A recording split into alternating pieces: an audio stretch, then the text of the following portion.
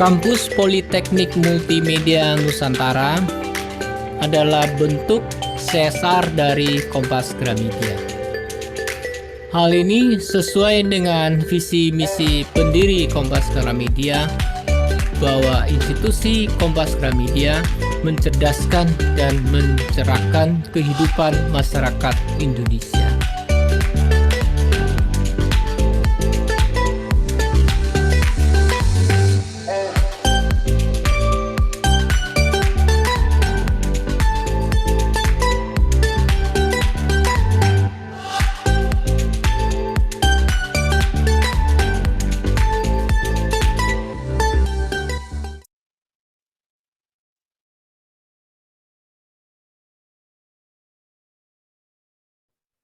Oke, selamat sore semuanya.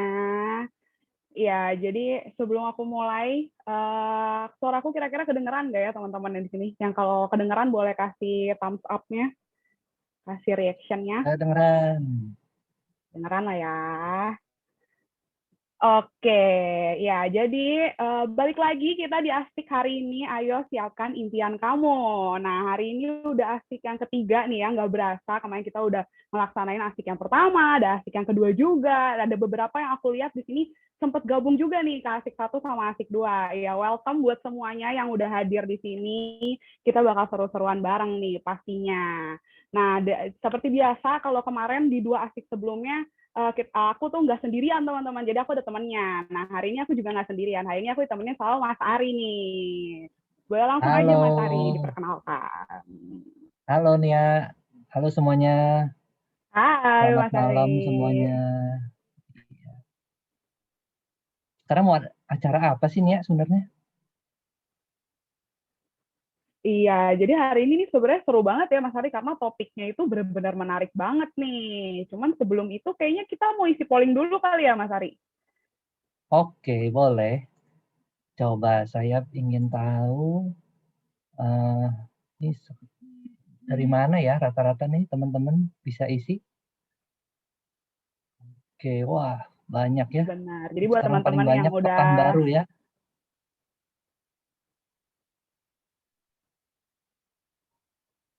Oke,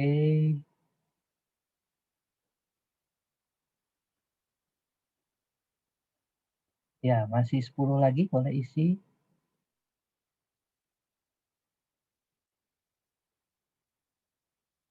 Oke, ada yang dari Pontianak, ada yang dari Pekanbaru. Oke, ya. Ini kalau dilihat, bisa kelihatan nggak? Paling banyak nih dari Pekanbaru nih. Ada dari Pekanbaru, ada dari Pontianak, Tangerang, Jakarta, Bandung, Bogor, dan ada juga dari kota lain ya. Boleh tahu nggak nih kalau bisa dicek mungkin yang dari kota lain, dari kota mana saja?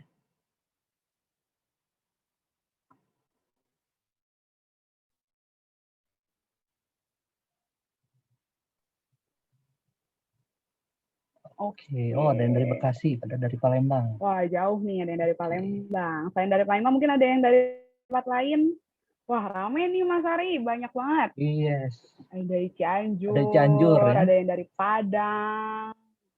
Oke, ada dari Wah, Jambi. selamat datang teman-teman yang dari Jambi juga buat join sama-sama di Asik hari ini.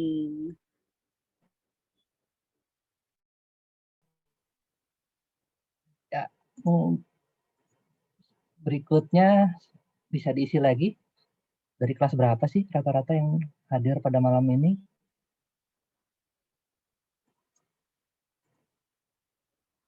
Oke, udah muncul belum? Oke, sudah ya. Di aku udah. Oke, ada yang kelas 10, ada yang kelas 12.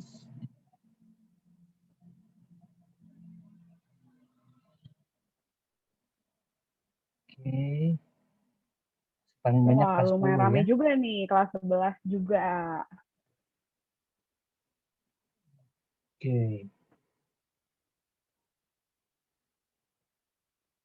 Kalau yang kelas 12 sekarang lagi ujian bukan ya? Atau belum? Bisa Ayo buat yang kelas Kasih 12 mungkin ini, bisa langsung chat aja kasih nih. komen. Chat. Kira-kira kalian lagi ujian apa enggak nih? Biar kita tahu juga gitu ya. Iya, ini karena kelas 12 paling banyak nih sekarang. Oh, baru selesai pra-US. Oke. Tahu Oke ya. Ini kalau dari hasil polling kelas 11 paling banyak ya. Tapi ada kelas 10 dan kelas kelas 12 12 paling juga. banyak. Oke. Nah, satu lagi kalau boleh saya mau tanya juga. Sebenarnya kalian ada minat nggak sih untuk melanjutkan pendidikan di bidang event? Nah, mungkin bisa jawab juga ini. Oke.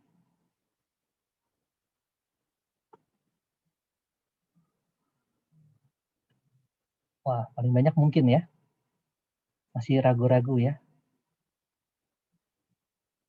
Wah, mungkin kali ya kalau misalnya mungkin ini biasa jawaban tengah-tengah nih Mas Ari. Bisa Iya. iya, bisa enggak. Jawaban aman tuh mungkin aja mungkin jawabnya. Betul, Gitu. betul. Wah, kalau yang iya nih berarti kayaknya dari sekarang udah mulai nyiapin kali ya Mas Ari. Maksudnya udah tahu nanti oh kayaknya mau punya usaha event organizer nih. Jadi ngambil sekolahnya juga event juga. Betul, betul. Mungkin setelah ikut ini juga bisa lebih yakin ya. Benar. Oke. Ya, paling banyak nih mungkin. Mungkin. Mudah-mudahan nanti abis ikut asik ini yang mungkin bisa jadi iya ya, Mas Ari. Jadi Iya, pada betul, pengen betul. ikut event juga. Betul, betul. Oke. Selanjutnya apa nih, Nia? Oke, nah jadi hari ini nih buat teman-teman semua yang mungkin udah ketahuan lah ya dari posternya kita bakal bahas soal event nih. Cuman kan pasti masih mikir-mikir nih, event tuh sebenarnya ngapain sih? Apa sih yang mesti disiapin kalau bikin event? Terus kayak kalau misalnya mau bikin event yang sekelas konser online atau kita mau bikin webinar yang nasional, itu gimana caranya dan gimana caranya juga biar budgetnya tuh nggak membludak gitu, nggak banyak gitu ya. Nah, kalau dari Mas Ari sendiri, Mas Ari udah pernah belum sih kira-kira bikin ikut event gitu atau ikut virtual event yang mungkin bagus dan tahu gitu, oh ini kayaknya budgetnya nggak semahal itu gitu bikinnya. Ya, ada ikut yang eventnya bagus sampai yang nggak bagus ya. Tapi intinya bukan nggak bagus tuh bukan nggak bagus acaranya, tapi mungkin secara budget gitu ya. Walaupun saya nggak tahu juga budgetnya apakah Benar. bisa murah atau tidak. Tapi intinya gimana kita bisa sekreatif mungkin ya untuk bisa membuat event walaupun di masa pandemi sekarang ini. Betul. Jadi sebenarnya walaupun eventnya virtual, kita tetap bisa sekreatif mungkin ya, Mas Ari ya. Jadi nggak cuman, oh kita pakai Zoom aja nih, cuman ngomong aja. Sebenarnya bisa dimacem-macemin ya, Mas Ari. Betul, betul. Mungkin teman-teman bisa lebih kreatif Oke. ya. Benar. Jadi nanti mungkin setelah mendengarkan dari narasumber-narasumber kita yang kece-kece banget nih, nah itu mungkin nanti kalian mau bikin event yang apa tuh bisa langsung tanyain juga nih, misalnya kayak, Kak, aku misalnya mau bikin pensi online nih, tapi nggak tahu nih caranya gimana, terus kayaknya kok biayanya jadi mahal ya, padahal online gitu. Nah itu bisa langsung ditanyain aja teman-teman nanti. Nah sebelum kita masuk ke acara inti kita nih, kayaknya Mas Ari kita mau seru-seruan bareng dulu kali ya. Mungkin kalau misalnya langsung ngedengerin pembicara kayaknya nggak seru gitu. Kayaknya perlu dipanasin dulu nih biar seru. Oke, kita main game dulu gitu ya mungkin ya. Oke. Ya, jadi buat Oke, teman-teman siapin diri kalian, kita mau main games dulu nih. Dan ini gamesnya berhadiah ya Mas Arya, jadi nggak cuma main doang, hadiah. tapi kita akan ada Tuh, kasih berapa? hadiah buat kalian semua. Apa hadiahnya ya, Nia? Ada voucher, ada voucher GoPay 50.000.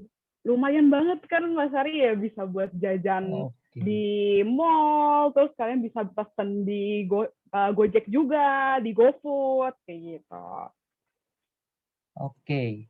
Ya, mainnya sih gampang. Nah, sebelum main, coba saya kasih lihat dulu. Oke, sudah muncul belum di sana? Sudah muncul ya? Ya, udah muncul di sana? Coba teman-teman yang udah muncul di layarnya, Boleh kasih thumbs up teman-teman, kasih Oke. reactionnya.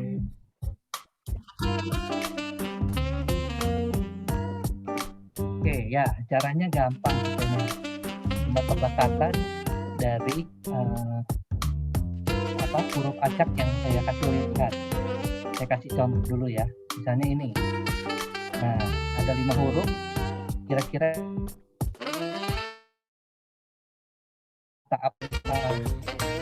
kata ini dari bahasa Inggris. Boleh ditulis. Oke. Ya, nanti untuk batasnya nanti ada tanda garis seperti ini dicat. Nah, berarti yang saya hitung hanya yang dari atas, ya, yang di bawah sudah tidak saya hitung. Oke, siap untuk pertanyaan pertama ya. Sudah banyak yang mengerti ya. Oke, kita tes. Nah, ini kata dalam bahasa Inggris. Apa ya? Oke, boleh langsung dipikirin dulu nih teman-teman, jawabannya apa. Oke, ya. Siapa nih ya? Paling banyak.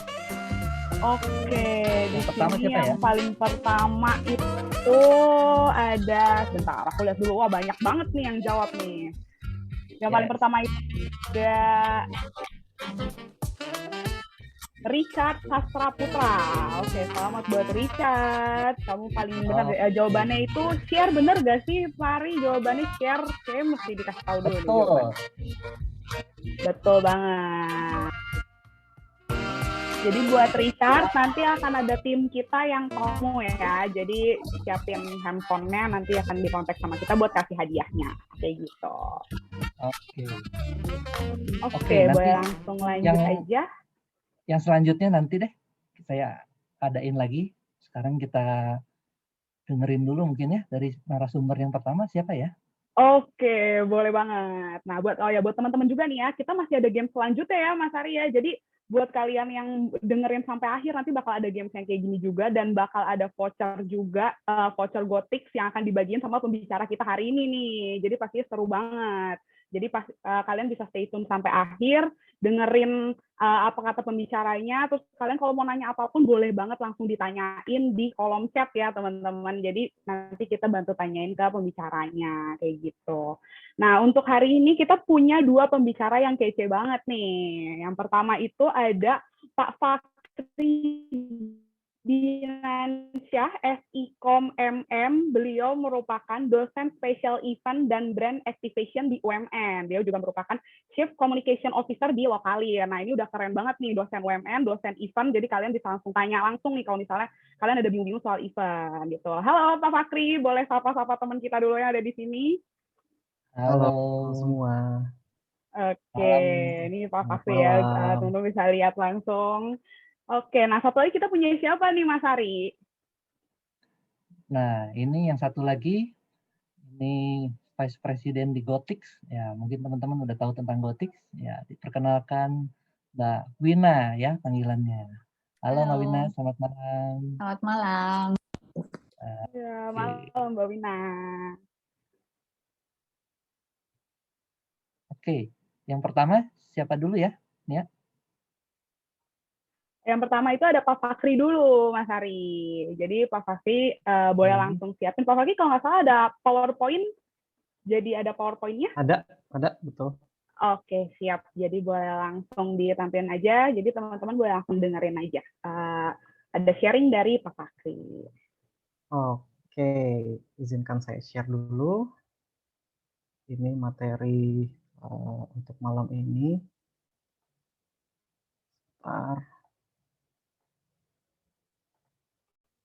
Oke, sesuai dengan tema ya, membuat virtual event asik tanpa bikin kantong kering ya. Sebelumnya perkenalkan, nama saya Fahri Dinansyah. Selamat malam buat teman-teman semua yang sudah hadir. Terima kasih banyak ya atas antusiasme teman-teman ya. Saya panggil teman-teman ya biar kelihatan seumuran walaupun mungkin jatuhnya seperti adik-adik sendiri gitu. Ya, karena kebanyakan dari SMA. Nah, di sini saya akan banyak memberikan gambaran ya secara konseptual ya atau secara mungkin kalian lebih paham mengenai teori ya. Secara teori event itu sebenarnya seperti apa sih gambaran besarnya dan secara spesifik itu akan seperti apa penyelenggaraannya ya. Lalu nanti saya akan berikan ya sedikit bocoran lah ya, bocoran ya ada mungkin ya rahasia-rahasia perusahaan yang saya akan share di sini supaya teman-teman semua benar-benar memahami bahwa oh event virtual ini bukan event yang boring kok, bukan event yang membosankan, nyebelin, malesin gitu ya, tapi benar-benar event yang bisa disukai atau dinikmati oleh para audiens gitu. Nah, sebelum masuk ke materi ya, waktunya 15 menit ya, saya sedikit sedikit aja nih ya, mau berikan tips buat teman-teman ya, yang ingin berkecimpung di bidang event.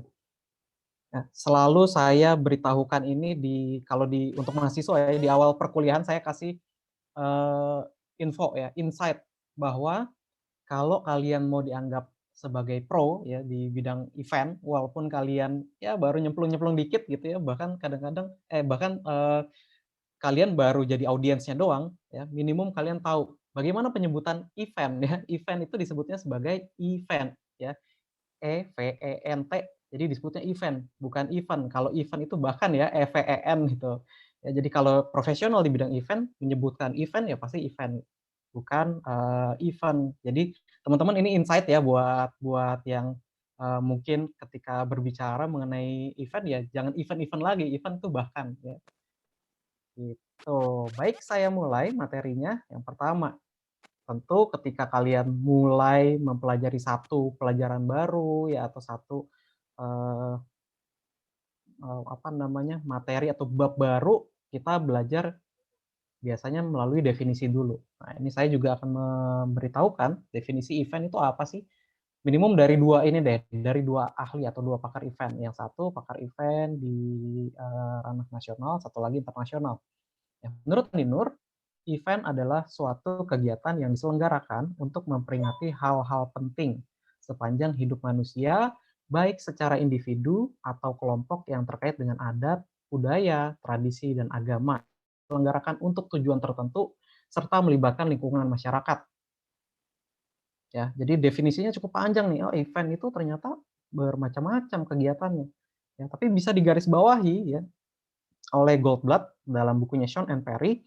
eh, Dia berpendapat bahwa event itu intinya ya, a special events recognize a unique moment in time with ceremony and ritual to satisfy specific needs. Special event ya, itu diselenggarakan untuk memperingati momen-momen yang unik ya, momen-momen yang biasanya tidak terjadi secara terus-menerus ya, dengan cara seremoni merayakan dan melalui ritual untuk memenuhi apa? Memenuhi kebutuhan atau memuaskan kebutuhan yang spesifik tertentu gitu ya. Apa sih kebutuhan spesifik atau, event-event yang tertentu itu? Nah, kita lihat dulu kesimpulan dari definisi special event. Ya, ada 3 di sini. Special event itu meliputi semua aktivitas hidup manusia. Ya, jadi semua hal bisa dibikin event ya. Dari yang, normal-normal aja sampai yang aneh-aneh itu bisa dibikinin event. Lalu special event dapat diselenggarakan mulai dari jenis event yang perorangan, yang sederhana, ya, kecil, sampai dengan event yang besar. Dan special event juga dapat diselenggarakan dengan kompleksitas yang tinggi gitu ya, yang lebih luas skalanya secara internasional. Ya, jadi event itu dari yang paling kecil-kecil sampai yang skalanya internasional itu bisa disebut sebagai special event di sini. Nah, ini dia yang spesifik. Biasanya kita masuk ke dalam jenis ya, jenis special event itu ada apa sih? Secara konseptual, special event dibagi menjadi 4. Yang pertama ada leisure event, ya, event yang tujuannya menyenangkan gitu ya, menyenangkan bagi para audiens atau peserta. Itu berupa leisure, ya, sports, ya, leisure itu ya hiburan lah ya. Lalu rekreasi dan juga event-event olahraga kayak terus mungkin PON dan lain sebagainya itu disebut sebagai leisure event ya, di bidang sport atau olahraga. Lalu cultural event atau event-event kebudayaan bisa berupa seremonial, ya, pengorbanan gitu ya. Kalau ada event-event keagamaan ini bisa masuk ke dalam sacred. Kalau di Bali mungkin ada Ngaben, kalau di Muslim mungkin itu ada apa namanya Idul Kurban, Idul Adha, lalu heritage, ya, warisan-warisan kebudayaan, event-event seni maupun event-event folklore yang sifatnya seperti ritual-ritual kayak di dongeng gitu ya, itu juga termasuk dalam cultural event. Lalu yang ketiga ada personal event, bisa berupa pernikahan, ulang tahun, perayaan hari jadi, dan lain sebagainya. Dan organizational event yang meliputi event-event komersial gitu ya, yang intinya menjual sesuatu, ya, menjual barang untuk sebuah perusahaan, atau event politik, atau event yang charitable, ya, event-event yang mencari pendanaan. Dan karakteristik event itu ada 5, yaitu unik, berbeda dengan event-event lainnya, kemudian perishability, ada fasilitas yang digunakan, meskipun virtual kan ada fasilitas ya, Zoom maupun Google Meet misalnya, atau fasilitas yang lain, ya. Kemudian ada intangibility, biasanya dalam sebuah event ada sesuatu yang tidak bisa dibawa pulang gitu, seperti desainnya, audio visualnya, kita bisa merasakan tapi tidak bisa kita pegang gitu. Namanya intangibility. Lalu suasana dan pelayanan yang mungkin kita rasakan dalam sebuah event, serta adanya interaksi personal. Nah, apa yang dilakukan oleh host tadi ya, Mas Ari dan Natania, itu adalah salah satu cara untuk menghidupkan sebuah event supaya benar-benar memiliki karakteristik event. Ya meskipun virtual ada interaksinya nih satu sama lain gitu. Nah, pada praktiknya event itu dibagi menjadi 2 hal ya, atau dua ranah lah. Ya, ada yang disebut sebagai event dalam konteks hospitality gitu ya, atau di bidang jasa, itu biasa disebut sebagai MICE, M-I-C-E, meeting, ya, rapat-rapat gitu ya, insentif, ya, perjalanan, gathering dan lain sebagainya, lalu convention yang sifatnya lebih besar gitu ya, itu juga seperti meeting tapi convention lebih lebih luas lah ya pesertanya. Serta exhibition atau pameran. Itu dalam konteks hospitality. Nah, yang akan kita bahas sekarang ya di materi malam hari ini adalah experiential marketing. Apa itu experiential marketing? Event sebagai experiential marketing bisa kita pahami bahwa ini adalah suatu proses atau upaya yang digunakan perusahaan atau para pemasar gitu ya, marketer atau brand gitu, untuk mengemas produk sehingga dapat menawarkan pengalaman emosi sehingga dapat menyentuh hati dan membuat penasaran konsumen. Jadi ketika event itu diselenggarakan sebagai experiential marketing, nggak boleh event sekadar event yang, oh cuman orang tahu, oh iya, gitu ya, cuman sekadar lewat aja, cuman sekadar tahu doang. Tapi kalau experiential marketing, orang atau audiensnya itu harus tersentuh hatinya. Ya, konsumen tuh harus penasaran, oh iya nih ternyata misalnya produk yang diluncurkan ini seperti apa sih? Pengen cobain dong. Ya, kayak ini eh, apa namanya, vokasi multimedia Nusantara tuh kayak apa sih? Ya, kalian pengen nyobain, penasaran. Tadi ada di awal ada video, wah ini gedungnya udah jadi, kayak apa gedungnya ya? Pengen lewat ah kalau main ke Gading Serpong kayak gitu. Ya, bikin penasaran konsumen. Kemudian secara harafiah gitu ya. Kalau bahasa jakselnya literally experiential itu berasal dari bahasa Inggris yang kata dasarnya experience, artinya pengalaman. Ya, jadi membuat konsumen mengalami sesuatu yang dia selalu ingat, menyentuh hatinya dan bikin dia penasaran. Dan untuk memperoleh pengalaman terhadap merek dan jasa yang memberikan informasi cukup dalam mengambil keputusan pembelian. Ada 2 aspek biasanya yang disentuh, yaitu emosional dan rasional. Ya, emosional itu hati, rasional itu pikiran, yang kemudian akan menjadi tujuan pemasar dengan program tersebut. Lalu apa fungsi dan manfaatnya? Fungsinya pertama, event sebagai experiential marketing itu mengangkat brand atau merek dagang yang mengalami penurunan, membedakan dari produk bersaing, membuat identitas dan membangun brand image perusahaan, lalu mengenalkan inovasi, menyokong percobaan, gitu ya, sampling, lalu pembelian, dan membuat konsumen itu semakin loyal terhadap sebuah brand. Dan manfaatnya experiential marketing bisa dipergunakan untuk optimasi, meningkatkan brand awareness ya. Konsumen jadi sadar nih atau publik jadi sadar tentang brand tersebut. Lalu persepsi tentang brand jadi lebih baik ya. Persepsinya positif lah ya, tentang brand tersebut. Lalu brand equity, nilai brand tersebut. Ya, nilai sebuah brand bisa meningkat dengan adanya experiential marketing. Dan brand loyalty, konsumen atau customer itu jadi loyal, jadi pembeli yang setia terhadap brand tersebut. Dan dalam ranah implementasi gitu ya, implementasi atau pelaksanaan event biasanya menggunakan model the event management process. Ya, jadi dimulai dari riset, mencari tahu nih ya, event apa yang mungkin lagi hype, yang lagi diminati oleh banyak orang gitu. Lalu membuat desainnya.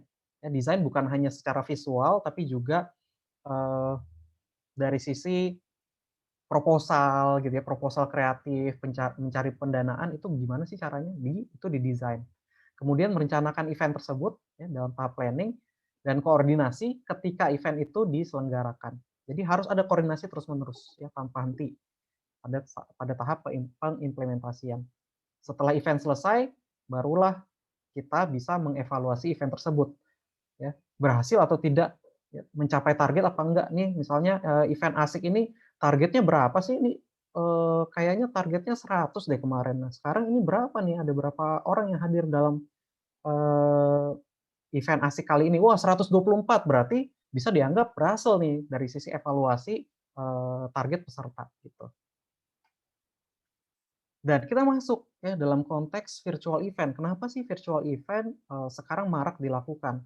Latar belakangnya begini, ketika pandemi COVID-19 itu mulai meluas gitu, ada penelitian yang menyebutkan bahwa semakin banyak orang berkumpul di satu tempat ya untuk sebuah event, semakin tinggi juga potensi mereka tertular ya virus COVID-19 tersebut. Ya, potensi loh. Ya, kita lihat di sini, ini contohnya aja. Kalau hanya menyelenggarakan event dinner party aja ya, yang pesertanya cuma 10 orang, maka chance-nya itu biasanya kurang dari 1%. Ya. Kalau wedding reception yang jumlahnya 100 orang, ya itu chance-nya masih ya oke lah, masih di bawah 1%. Ya, tapi kalau sudah small small concert ya itu bisa sampai 5,9%. Ya, kalau pesertanya ada 1.000 orang.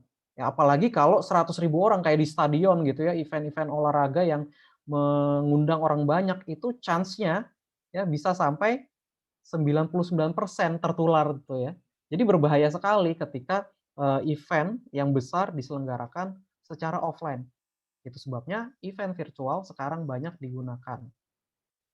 Selain itu, ada pergeseran gitu ya, ada perubahan di benak audiens atau di dalam pikiran audiens gitu. Yang tadinya banyak brand atau perusahaan menggunakan konsep AIDMA ya, AIDMA sekarang menjadi AISAS. Apa itu AIDMA? Apa itu AISAS? AIDMA adalah tahapan ketika seorang audiens, seorang konsumen itu berhasil ya dipengaruhi untuk membeli sebuah produk. Biasanya dimulai dari attention. Ya, attention dia sadar dulu tentang produk tersebut, lalu interest, ya, dia tertarik, kemudian desire, pengen beli nih ya.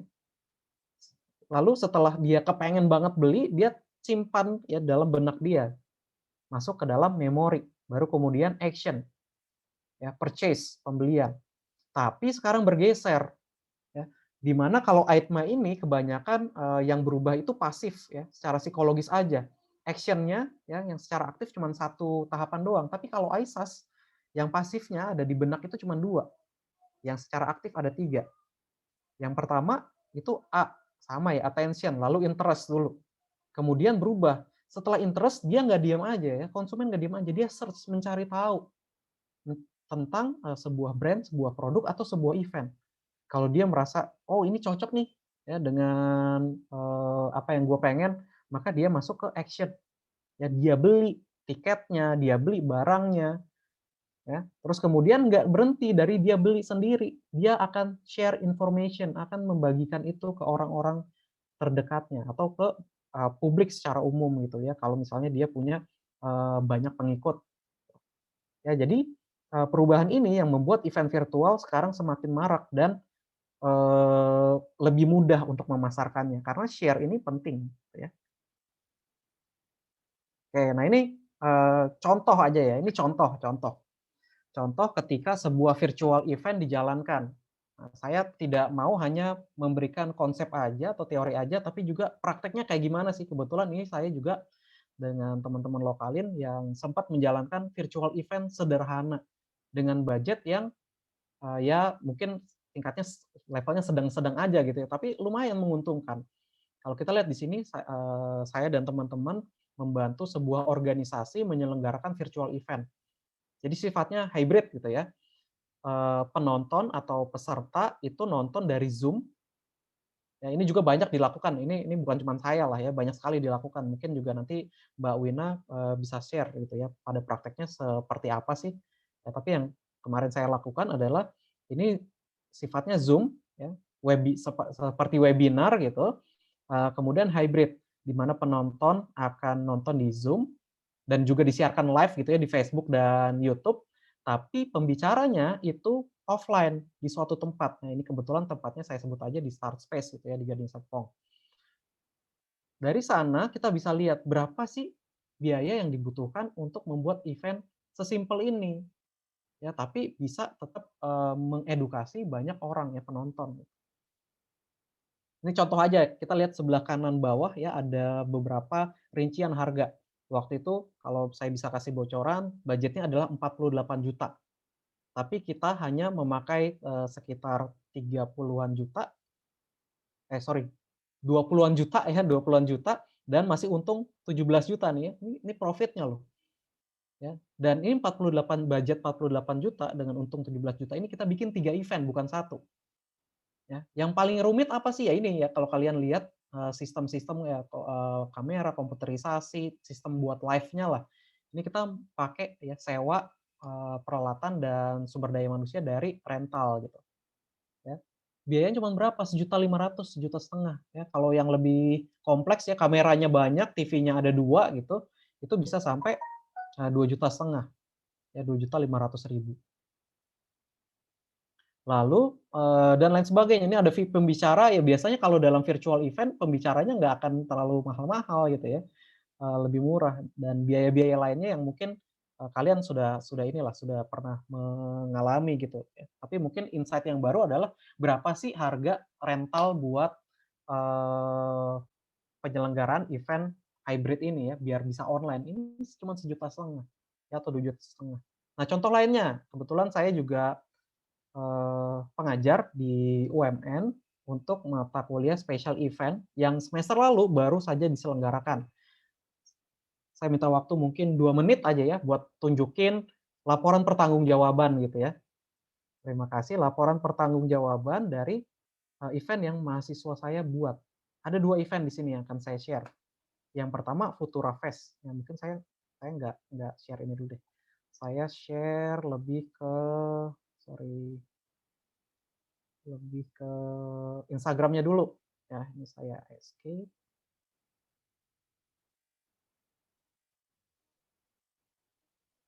Nah, ini Futura Fest. Futura Fest itu rangkaian dari 3 event. Ya. Rangkaian yang pertama, mereka bikin seminar dari live Instagram. Wah, itu hampir nggak ada biayanya.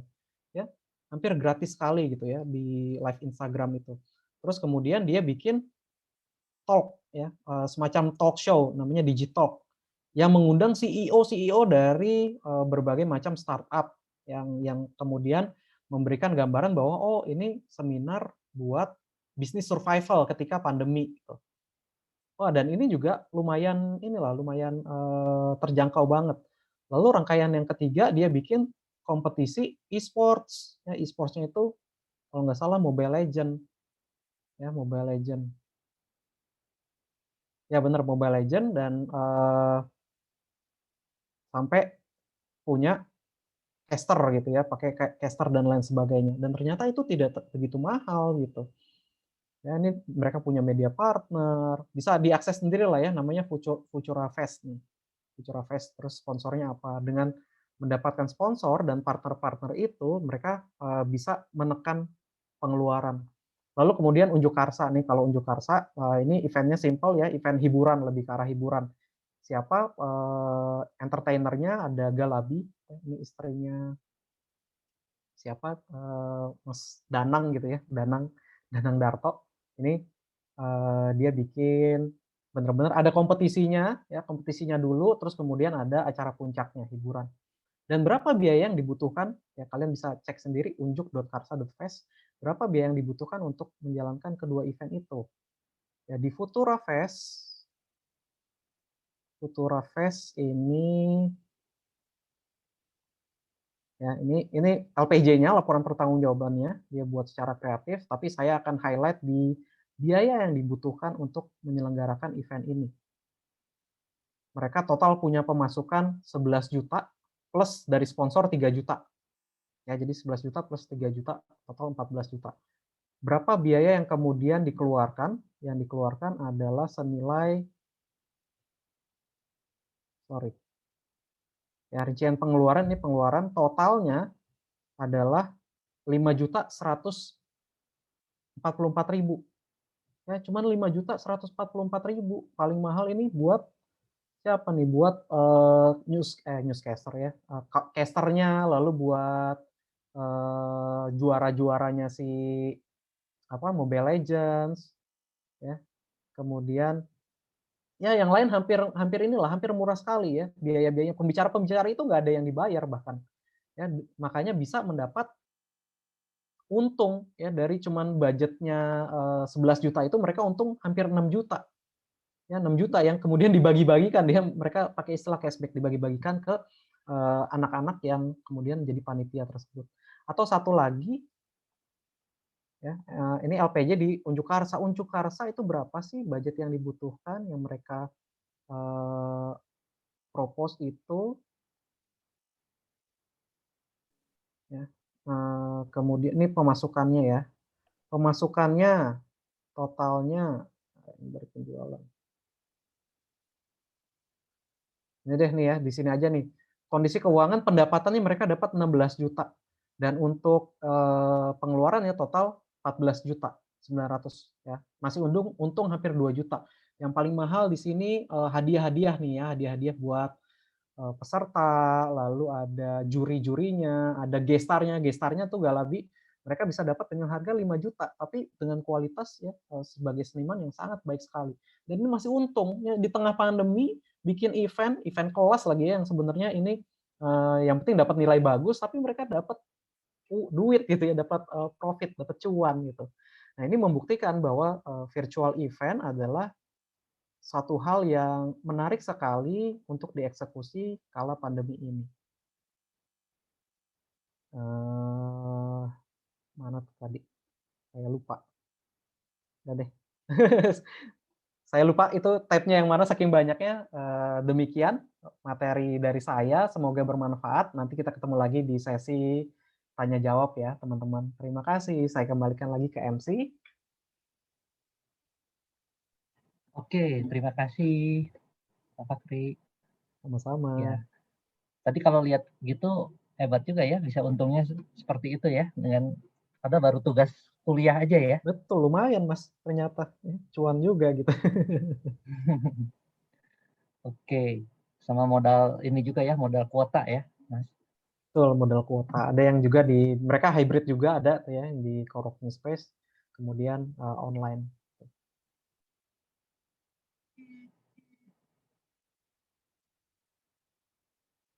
Oke, nih ya, sudah bisa bergabung. Oke, tadi aku agak nge-lag sedikit ya. Thank you banget buat Pak Fakri. Jadi aku tadi dapat insight banyak banget sih. Ternyata event online tuh kalau mau ditekan budgetnya seminim mungkin sebenarnya bisa ya. Bahkan untung jadi cuan gitu, bisa dapat untung juga gitu, dapat duit. Nah, oke Pak Fakri boleh tunggu dulu. Jadi nanti kita abis ini bakal ketemu lagi di sesi Q&A. Jadi mungkin boleh lihat-lihat kolom chat buat teman-teman yang udah nanya, udah siapin jawabannya duluan. Nah, abis ini kita bakal sebelum kita masuk ke Mbak Wina, kita bakal main games dulu nih sekali lagi. Boleh langsung aja Mas Ari. Oke, boleh. Ya, saya share dulu ya. Oke, tadi dari yang Mas Fakri sampaikan, ini tadi sempat diomongin nih sama Mas Fakri. Nah, kira-kira dari pertanyaan ini Wah, boleh jawab? Oke. ada yang masih inget gak nih? Yes, oke. Yang menang ini paling atas siapa ya? Juan Alexander ya, yang jawab pertama. Oke, ya, sip. Oke, congrats Ya, buat jawabannya Juan. betul. Promosi ya. Udah benar Oke, berarti sekarang promosi. iya, cepet-cepet nih jawabnya semua. Oke, kita masuk ke soal berikutnya ya. Nah, ini katanya dalam bahasa Inggris. Tadi juga sempat disampaikan oleh Mas Fakri, apa ya? Kira-kira boleh tulis di kolom chat. Oke, kira-kira ada yang Nah, masih inget juga mulai nggak agak nih ya? lambat Ini nih ya sekarang agak jawabannya ya. agak random soalnya nih kata-katanya nih. Mungkin kayak agak susah ya, soalnya random banget nih. Entah bahasa Inggris, apa bahasa Indonesia Bahasa Inggris, gitu bahasa ya. Inggris. Ini bahasa Inggris. Coba diputer-puter katanya. Alfabetnya mungkin bisa digeser-geser gitu ya. Iya, Wah, sampai sekarang bahkan belum ada yang jawab nih, Mas belum Ari, ada yang gimana jawab ya. ini? Oke, nggak apa-apa. Saya next-kan saja dulu ya. Ini kreatif. Oke, Ya, jadi bonus ya, bonus. di bonus ya. Oke. Biar panas, biar panas. Satu lagi deh, satu lagi kalau gitu ya. Saya kasih Biar lagi ya. panas. Nah, Oke. ini juga dalam bahasa Satu Inggris. lagi boleh teman-teman siapin jarinya. Oke. Kita langsung ke pertanyaan ketiga. Iya. Wah, ini lebih cepat ya. Susah-susah ya itu ternyata ya. Iya. Kalau udah diacak susah ya Pak ya ternyata. Oke. Ini yang jawab pertama Agnes Jessica. Oke, selamat ya Agnes Oke, Jessica ya. selamat Agnes Jessica. Nanti kita akan ada tim kita yang kontak kamu untuk kasih hadiahnya. Oke. Ya. Selanjutnya kita akan ke narasumber yang berikutnya. Ini Mbak Wina ini, atau nanti Mbak Wina deh yang memperkenalkan diri ya. Waduh. Mungkin teman-teman juga mungkin teman-teman juga belum semuanya kenal Gothic, jangan-jangan nih. Gitu. Oke, mungkin kenalannya Silakan, gimana ya kenalannya? Mungkin sebenarnya kalau dari Gothic sendiri, teman-teman di sini mungkin sebenarnya sadar nggak sadar udah pada punya Gothic sih. Coba dilihat di aplikasi Gojek. Nah, terus turun ke bawah di scroll, itu di paling bawah ada di bagian section Gojek Entertainment Group. Itu ada Gothic, ada GoPlay, dan ada GoNews. Nah, Gothic ada dalam situ. Kebetulan saat ini aku yang handle untuk bisnis, untuk di Gothic. Secara background mungkin apa ya? Ini sebenarnya seru banget. Tadi pas lagi Mas Fahri menjelaskan, Mas Fahri, itu apa yang dijelaskan itu sebenarnya I wish zaman aku kuliah dulu udah ada jurusan ini gitu ya. Karena apa yang tadi dijelasin itu aku belajar secara otodidak. Nggak ada satupun yang istilahnya dipelajari secara formal. Jadi benar-benar semuanya itu otodidak banget gitu.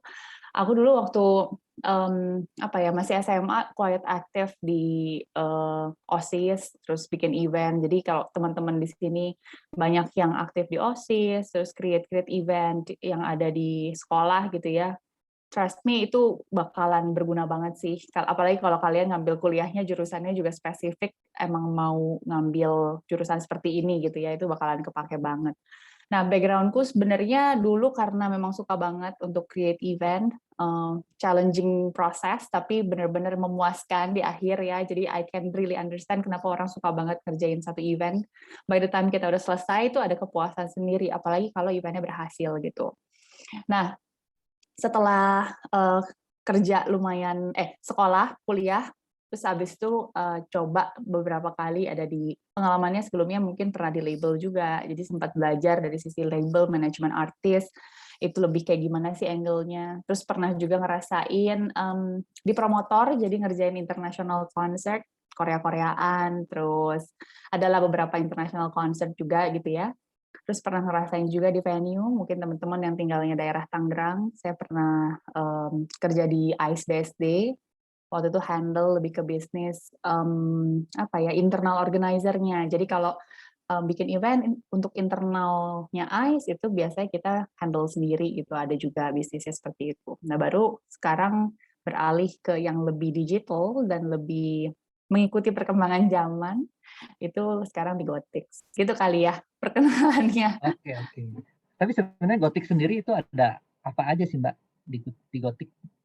Oke, jadi sebenarnya Gotix itu part of Gojek secara environment, secara aplikasi pun ada di dalamnya Gojek gitu ya. Cuman kalau teman-teman di sini juga ada yang tahu loket.com, itu juga Gotix itu adalah bagian dari loket.com. Jadi kalau teman-teman yang pada mau bikin event-event virtual, yang biar nggak sulit, pengen cari platform yang gampang, yang bisa mempromosikan sendiri, terus mau istilahnya upload sendiri, sampai akhirnya menjual eventnya itu sampai masuk kayak ke e-commerce lain, itu bisa melalui loket.com.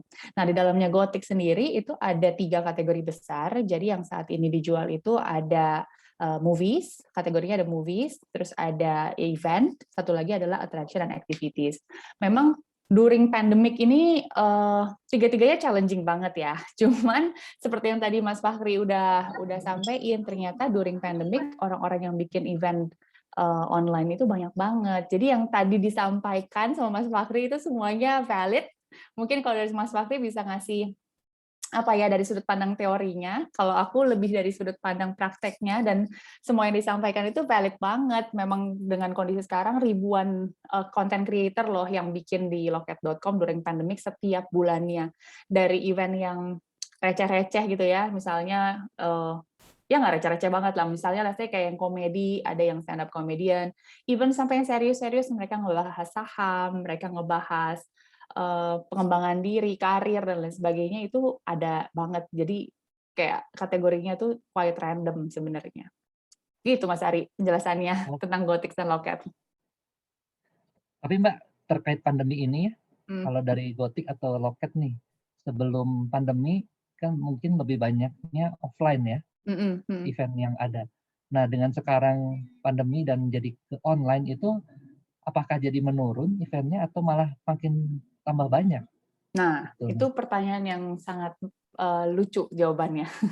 Unik banget jawabannya, soalnya dari 3 kategori yang tadi aku sampaikan, kalau untuk movies definitely menurun, karena memang ada peraturan PSBB, ya kan, terus habis itu sekarang pun meskipun udah boleh buka, tetap ada peraturan yang nontonnya cuma bisa 25% kapasitas, 50% kapasitas, tergantung dari lokasi bioskopnya gitu. Tapi kalau dari sudut pandang event, itu surprisingly kita malah meningkat cukup drastis. Jadi sebenarnya dari sebelum sampai sesudah pandemi itu malah jadi mengimbangi tuh Mas Ari. Jadi yang tadinya yang jadi hero-nya itu adalah movie. Nah, sekarang setelah pandemi malah jadinya event. Makanya relevan banget dengan yang kita mau bahas sebenarnya gimana sih kenapa orang berlomba-lomba segitunya untuk bikin event virtual, dan kira-kira taktiknya tuh apa sih supaya orang itu bisa bikin satu event yang menarik, karena event virtual tuh yang bikin banyak banget gitu, dan apa yang membuat itu menarik supaya bisa dicari sama orang gitu. Oke, mungkin sambil kita jawab pertanyaan aja ya, ini karena pertanyaan Iya loh, aku udah semakin surprise ini bertambah. pertanyaannya serius semua. Ini saya pertanyaan dari Patricia ya. Dia mau tanya, katanya punya tim untuk mengadakan event, tetapi event itu merujuk pada pendekatan peserta dan tim. Menurut kakak, bagaimana cara kita membuat virtual event yang dapat mendekatkan penyelenggara event dengan para peserta dan partisipannya? Oke, jadi ini mungkin soal tadi ya, pendekatan dengan peserta kali ya, dimaksud. Oke, dari Mbak Sambil scroll. Dari Pak Mas Fahri mungkin ada jawabannya dulu? Fahri boleh? Ya. Ya, oke. Kalau dari aku mungkin gini ya, simple. Kalau kalian ya, atau Patricia dan teman-teman ingin membuat virtual event tapi mendekatkan para pesertanya. Sebenarnya tergantung dari platform apa yang digunakan. Ya. Kalau dalam platform Zoom itu ada yang namanya breakout rooms. Ya, breakout rooms juga bisa digunakan untuk teman-teman membagi dalam kelompok supaya mereka bisa lebih intim gitu ya dalam berbagi pesan, sharing informasi dan lain sebagainya gitu. Tapi intinya begini, apapun platformnya, ketika ingin mendekatkan, mungkin ini maksudnya kayak semacam pengen ngadain gathering gitu kali ya, atau LDK gitu, latihan dasar kepemimpinan, tapi online, ini bisa kalian buat project. Ya harus ada project-project yang dikerjakan secara bersama-sama. Balik lagi tergantung dari berapa banyak pesertanya. Kalau sedikit tentu bisa satu project dikerjakan oleh semua partisipan. Tapi kalau partisipannya banyak, misalnya ada 100, mau nggak mau ya kita bagi itu dalam kelompok-kelompok. Ya mungkin terlihat kalau di dalam konteks mahasiswa gitu ya, itu udah usang banget lah bagi-bagi kelompok-kelompok itu udah biasa gitu. Tapi mau nggak mau supaya lebih intim ya, jadi intimate itu bisa membuat para partisipan lebih apa ya, lebih menghargai satu peserta dengan peserta yang lainnya ya. Ditambah ketika ada project yang harus diselesaikan secara bersama itu ya, atau secara berkelompok, mereka akan bahu-membahu ya, bekerja sama supaya target tersebut tercapai ya, target dari project atau tugas tersebut tercapai. Dan itu akan meningkatkan apa? Meningkatkan, istilahnya itu engagement, apa ya, keterikatan lah, keterkaitan ya, antara peserta satu dengan peserta yang lainnya. Simpelnya begitu sih, Patricia. Oke, mungkin kalau yang saya tangkap juga mungkin perbedaannya ya, kalau offline itu karena kita bisa langsung ketemu dan bertatap muka langsung, jadi karena kita makhluk sosial mungkin ya, jadi lebih enak gitu ya. Nah, Betul betul begitu betul. begitu online seperti ini, seperti sekarang nih, kita kan nggak tahu ya, kita ngobrol sama siapa nih. Kayak kita ngobrol cuma bertiga doang nih, padahal yang lihat banyak gitu. Nah, Iya, saya rasa sih itu yang kita kadang-kadang jadi hilang feel-nya ya. canggung gitu ya, awkward. Tapi aku bisa sharing satu pengalamanku ya. Ada event namanya kalau di UMN, kebetulan di himpunan mahasiswa ada namanya birthday bash gitu ya, perayaan ulang tahun di mana setiap, generasi itu diundang gitu ya. Nah di sini bagus insight-nya. Mereka ketika, di Zoom itu bikin breakout rooms dan di breakout rooms itu di-mix ya, dicampur-campur, yang senior dan yang junior itu dimasukin ke dalam satu breakout rooms. Breakout rooms kedua begitu juga, ketiga begitu juga. Nah, jadi akan lebih, nyambung atau akan lebih aktif karena yang senior nanti akan lebih banyak bercerita. Sementara yang junior akan lebih banyak apa, bertanya. Ya, senior bercerita, junior bertanya atau sebaliknya, sekarang kondisinya bagaimana sih? Ya, si senior itu nanya, ya junior bercerita, sebaliknya gitu. Jadi, ini akan lebih mendekatkan para peserta lah, tuh. Termasuk ke penyelenggaranya gitu ya, kalau penyelenggaranya juga ingin ikut terlibat, mau nggak mau, penyelenggara harus memposisikan diri sebagai peserta juga, gitu kurang Mungkin lebih. kalau dari aku Mas Fahri nambahin sedikit kali ya, Boleh ini ya? mungkin tergantung jenis eventnya juga kali ya. Maksudnya kalau Betul. eventnya itu lebih ke event yang sifatnya kreatif, yang memang apa ya, mungkin yang lebih seru-seruan gitu, mesti dilihat platformnya juga kali Patricia. Apa platformnya itu kalau kayak misalnya let's say kayak Zoom ada breakout room kayak begini ya, mungkin itu sistemnya kan lebih ke event yang sifatnya lebih serius gitu. Event yang memang butuh discussion lebih dalam gitu. Tapi kalau seandainya virtual event-nya ini kayak model apa stand up comedian, kebayang nggak sih stand up comedian kita ngelucu terus semuanya hening gitu kayak nggak ada Betul. ekspresi kan. Nah itu mungkin bisa cari platform yang mungkin bisa mensupport kebutuhannya si kontennya juga. Jadi jangan dipaksain untuk pakai satu platform yang mungkin jadi kayak one size fits all kind of platform gitu, tapi harus dilihat case by case. Oke, Setuju saya setuju, lanjut ke tergantung pertanyaan platform. berikutnya deh ya, karena ini sudah tambah banyak. Ini ada pertanyaan dari Natania Alanta dari Palembang, ya. Dia dia bilang saat ini mengadakan event tingkat nasional dan sudah dengan persiapan yang menurut mereka sudah matang. Tetapi saat peserta diberi kesempatan untuk mengisi kuesioner tentang hasil acaranya, ternyata dominan penilaiannya buruk. Nah, bagaimana cara kita untuk mengatasi hal tersebut? Karena pengalaman ini sering saya temukan. Nah, ini Mbak Wina atau Mas Fakri nih? Coba Mbak Wina, kalau menurutku itu sih nightmare banget ya, tapi Mbak Wina Iya. mungkin punya insight. Well, sebenarnya pertanyaan macam kayak begini nih sulit menjawabnya ya.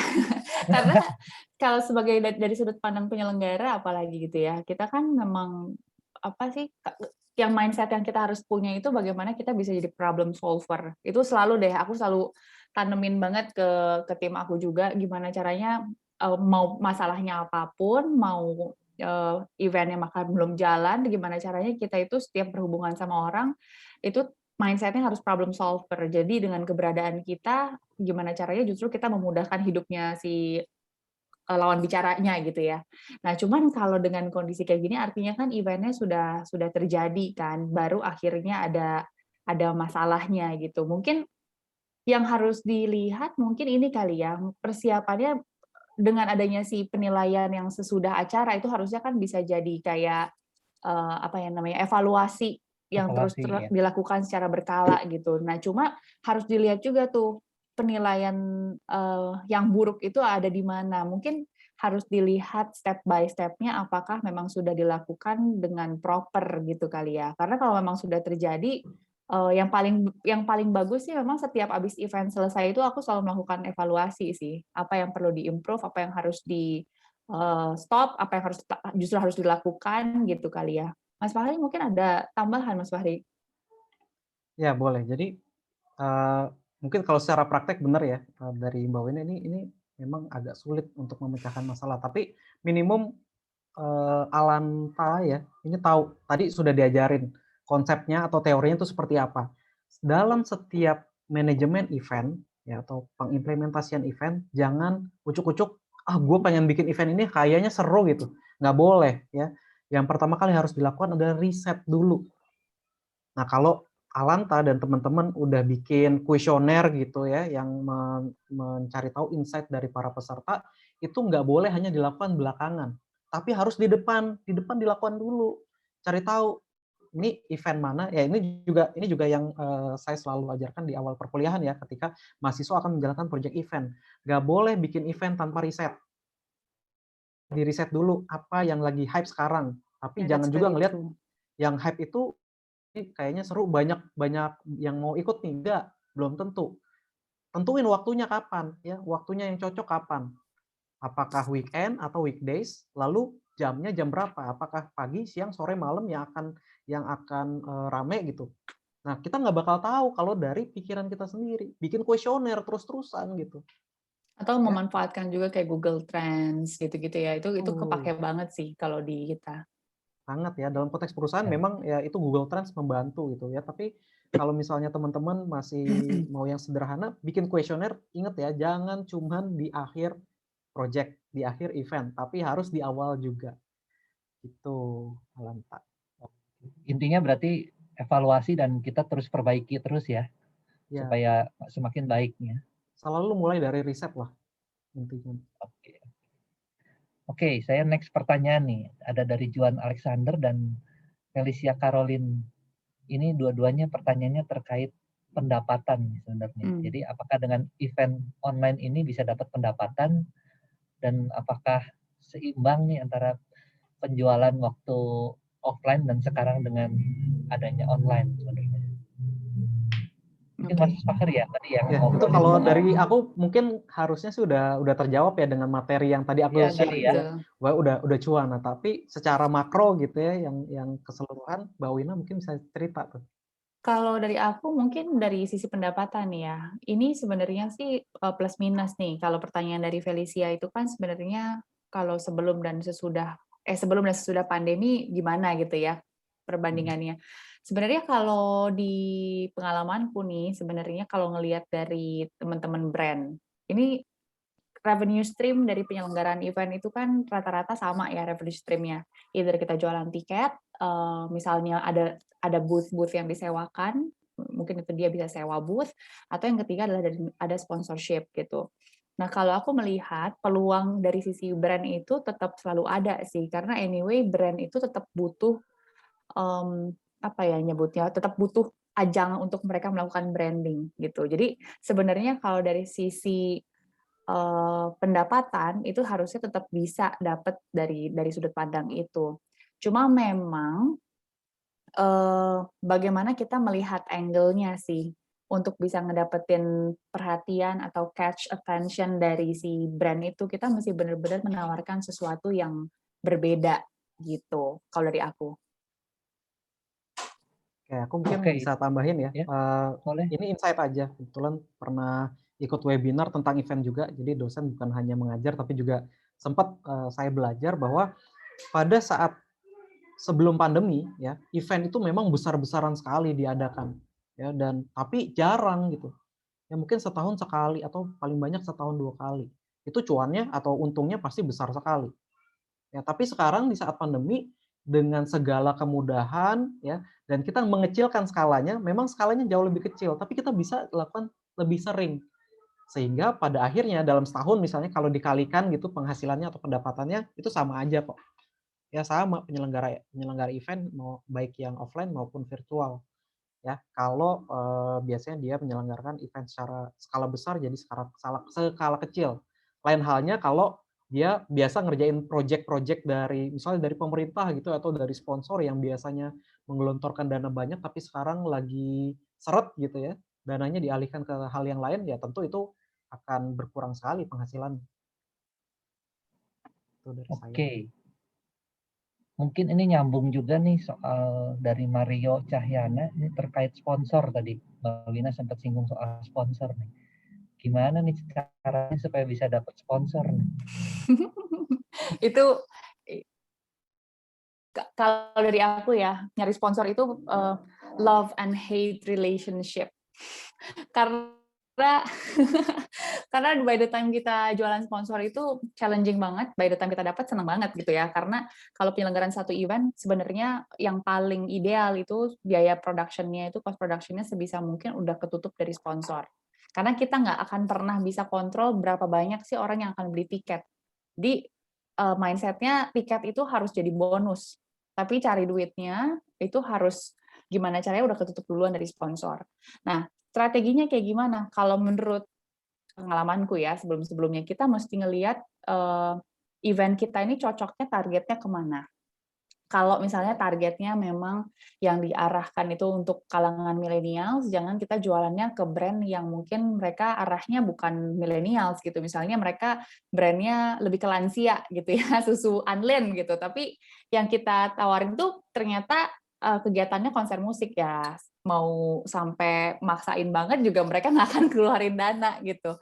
Cuman kalau secara target market harusnya udah tepat, nah tinggal kita pikirin bagaimana penetrasinya ke si brand itu supaya brandnya bisa yang tadi Mas Fakhri sampaikan tuh, gimana caranya si brandnya itu bisa mendapatkan benefit dengan adanya event yang kita buat gitu. Jadi strateginya menurutku balik lagi harus gimana kita bisa memberikan solusi buat brand, sehingga pada saat brand itu nebeng ke program atau ke event yang kita buat, itu menjadi salah satu benefit yang mereka dapatkan. Be it itu, ini kalau ngomongin strategi ya, be it itu jadi privilege untuk target marketnya mereka, atau secara sales, itu dua hal yang mungkin bisa dikulik tuh. Kalau secara sales misalnya, let's say, dengan dia beli barang tertentu, mereka bisa masuk ke acara kalian, gitu. Itu satu. Atau yang kedua, misalnya kita ngomongnya produknya bank, gitu ya. Nah, dengan menggunakan produk tertentu dari si bank tersebut, mereka bisa dapat special discount, atau bisa gratis. Nah, itu yang mungkin angle-angle yang bisa dikulik tuh. Oke.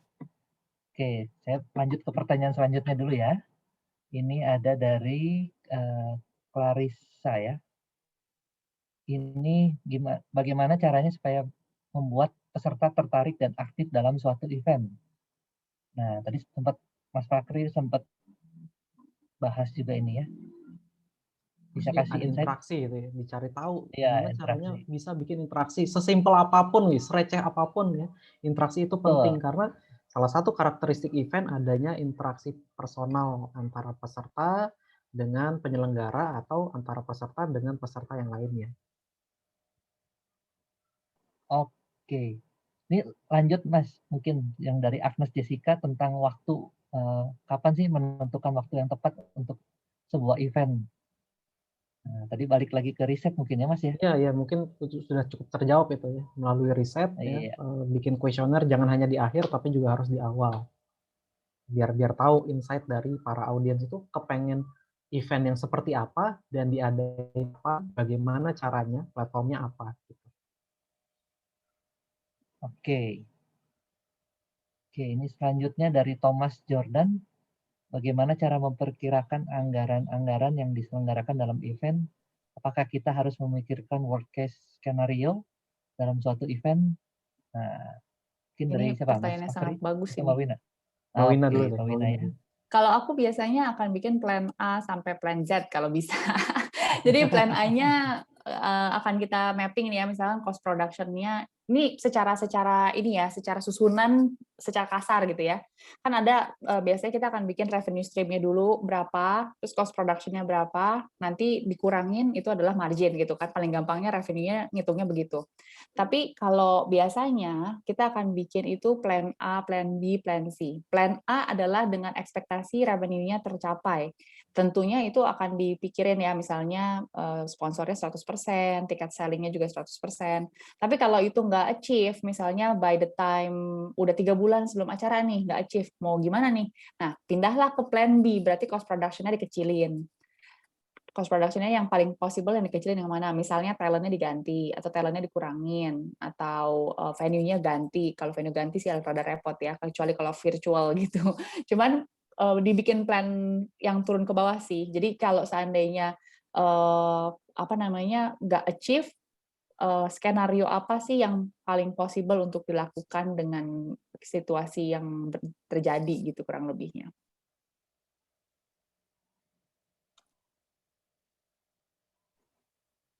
Ya. Kalau dari saya 100% setuju ya dengan jawaban Mbak Wina, karena itu adalah apa yang saya ajarkan dan apa yang saya praktekkan gitu dalam konteks pekerjaan. So benar-benar banget lah ya.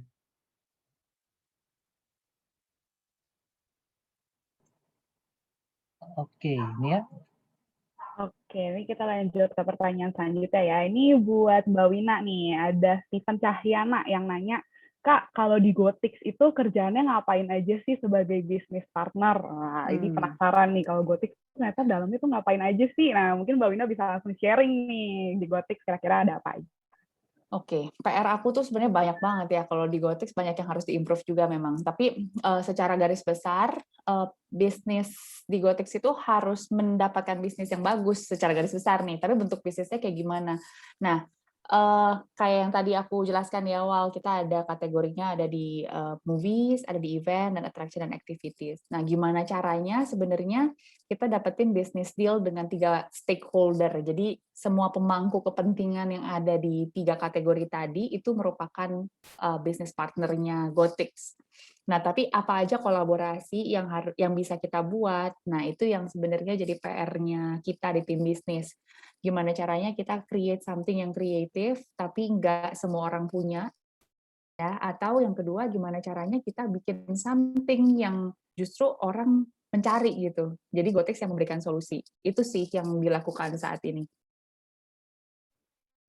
Oke deh, nah ini ada pertanyaan, tapi ini pertanyaannya dari aku. Ini aku yang penasaran. Jadi aku mau tanya buat Mbak Wina sama Pak Fakri. Jadi pertanyaannya sama, nanti boleh dijawab gantian. Nah, kan Mbak Wina sama Pak Fakri ini udah terbiasa banget nih di dunia event. Kayak udah sering lah nanganin banyak event gitu sama ini gitu. Nah, itu kira-kira ada nggak sih event yang paling berkesan gitu? Atau mungkin biasanya kalau yang berkesan kan kayak, oh mungkin nggak sesuai rencana, tapi terakhirnya kecapai gitu. Atau misalnya kemarin perpindahan dari offline event ke online event tuh kayaknya wah hektik kayak gimana nih, mesti susun strategi baru, mesti bikin rundown yang baru atau gimana. Nah, itu mungkin bisa di-sharingin nih Mbak Wina sama Pak Fakri, mungkin ada event-event yang menarik gitu.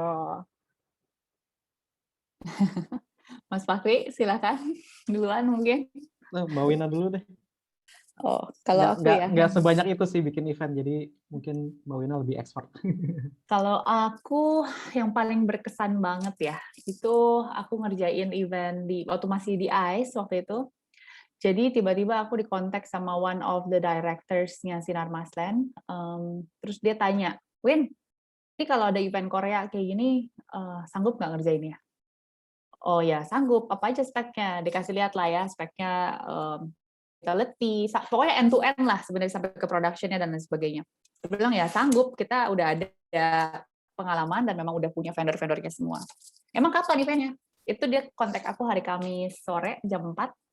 Terus dia bilang, oh acaranya Sabtu. venue-nya di ICE, dan acaranya itu melibatkan waktu itu ada 11 performer artis Korea gitu. Jadi waktu itu lumayan, aku sampai yang, hah, acaranya Sabtu banget nih, ini hari Kamis sore. Iya, pokoknya lu sanggup kan? Iya, sanggup sih gitu. Akhirnya waktu itu kita nungguin sampai jam 7 malam, akhirnya diinfo besok paginya kita meeting di The Breeze. Itu udah langsung ngumpulin semua orang Koreanya yang ada di sini, panitianya lah ya. Jadi in a nutshell sebenarnya mereka ada problem. Jadi IO-nya yang ngerjain, tiba-tiba mereka mengundurkan diri dalam 2 hari sebelum acara. Sementara semua vendor yang pegang itu si penyelenggaranya ini. Akhirnya karena itu lumayan mepet, kita harus ngambil quick decision kan. Gimana nih caranya kita ngejalanin, karena itu international concert. Mungkin kalau teman-teman di sini usianya sih harusnya sesuai dengan target marketnya mereka gitu ya. Itu ada Super K-pop Festival tahun 2019 di bulan Oktober. Nah itu lumayan gila sih ngerjainnya. Akhirnya waktu itu kita ngambil keputusan, oke, kita segera jalanin tanpa ada izin. Waktu itu izinnya belum keluar, jadi first thing first yang kita lakukan adalah ngejar izin, ngejar visa artisnya, karena ternyata di hari Jumat yang kita jam 7 pagi itu meeting, jam 3 sorenya, jam 11 siangnya itu udah ada beberapa artis dari Korea terbang ke Indonesia tanpa visa. Jadi kita waktu itu benar-benar kayak, aduh, kayak orang gila banget. Tapi yang bikin happy adalah itu apa ya, kekuatan tim, terus inisiatif, terus networking, it's very important guys. Jadi networking itu harus sangat-sangat dipupuk dari kalian mulai kerja gitu ya. Terus itu benar-benar dimanfaatkan banget. Nah akhirnya waktu itu acaranya Sabtu pagi. Yang surprise banget itu adalah Sabtu pagi semua orang udah datang di ICE untuk ngantri, untuk tukar tiket. Itu even tiket busnya aja belum berdiri, saking deg-degannya banget. Cuman seru banget. Jadi selesai event itu revenue-nya luar biasa karena kita ya, karena semuanya everything yang last minute itu pasti kita charge-nya gila kan ya, daripada acaranya nggak jalan. Jadi waktu itu revenue-nya luar biasa. We were very happy dengan kondisi itu. Cuman ya pas lagi ngerjainnya aja deg-degannya setengah mati. Itu yang bikin ICE macet luar biasa waktu itu ya. Super K-pop Festival. Ya itulah eventnya. Itu yang paling berkesan sih Mania. Mungkin Mas Fahri? Kalau saya sebenarnya ya mungkin kalau dalam konteks event yang jualan gitu ya nggak terlalu banyak lah, karena di dunia ini baru. Tapi saya sebelumnya selama hampir 6 tahun kerja di grupnya Alfamart gitu ya, grupnya Alfamart, dan kerjanya di bagian corporate communication, jadi PR gitu ya. Mungkin teman-teman yang belum tahu, PR itu adalah public relations ya, yang menangani komunikasinya perusahaan. Ya, jadi yang dijual bukan barang atau produk ya atau jasa, tapi yang dijual adalah perusahaannya biar citranya meningkat lah. Nah, salah satu project event yang benar-benar bikin deg-degan gitu ya, sama sebenarnya konteksnya kayak Mbak Wina cerita soal timeline yang begitu sempit. Ya, jadi ceritanya dulu Alfamart sempat terkena krisis lah ya, krisis tentang donasi konsumen, ada isu-isu yang tidak enak gitu. Dan akhirnya kita menetapkan bahwa ini krisis ini harus diselesaikan dengan cara publikasi yang positif. Gimana caranya? Dengan melalui press conference ya. Jadi ngundang media itu, yang ngundang media. Dan supaya itu efektif, media yang diundang itu harus banyak. Dan yang datang juga harus banyak. Ya, jadi harus banyak juga. Gimana caranya biar media banyak datang? Ya mau nggak mau kita mesti cari tempat yang di tengah-tengah ya, tempat di mana media itu banyak kumpul. Ya, meskipun Alfamart waktu itu head office-nya atau kantor pusatnya di Tangerang, tapi kita harus bikin di Jakarta supaya wartawan gampang datang pertama. Waktunya kapan? Jam makan siang. Jam makan siang pasti banyak wartawan datang gitu. Ya, jadi pesertanya datang. Terus di mana tempatnya?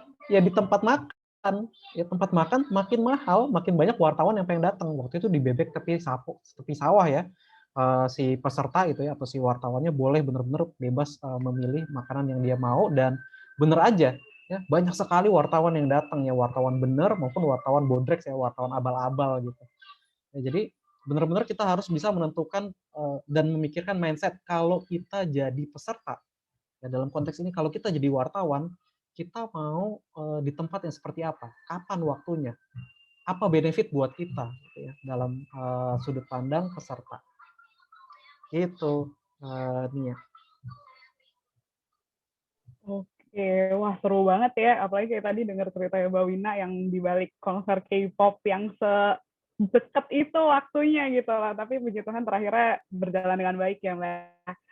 Oke, lanjut lagi nih. Kita ada pertanyaan dari Richard Sastra Putra. Nah, di sini dia bilang, dia nanya, cara mempromosikan event di media sosial yang paling efektif itu kayak gimana sih? Atau melalui media atau aplikasi apa nih kira-kira gitu. Mbak Wina kayaknya nih. Mau jual aplikasi Mbak? Sebenarnya kalau mempromosikan event media sosial paling efektif itu apa? Ini balik lagi mungkin tergantung segmentasi eventnya. Kalau misalnya eventnya segmentasinya mungkin sesuai dengan misalnya usernya Instagram, ya mungkin sosial medianya bisa pakai Instagram gitu. Tapi kalau misalnya ngambilnya segmennya mungkin lebih ke Gen Z yang lebih muda-muda banget lagi, mungkin TikTok juga efektif. Tergantung dengan ininya ya. Kalau menurut aku sih tergantung apa namanya segmentasinya. Nah, cuma kalau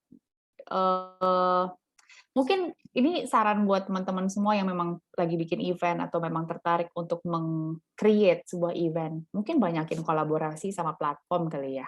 Karena itu banget loh. Ini dengan mindset, aku mencoba men-switch mindset-nya adalah, kan kita bikin event kadang-kadang nggak punya budget ya, guys. Jadi gimana caranya supaya tanpa budget tapi bisa menghasilkan uang, itu harus banyakin kolaborasi sih dengan banyak platform dan pihak.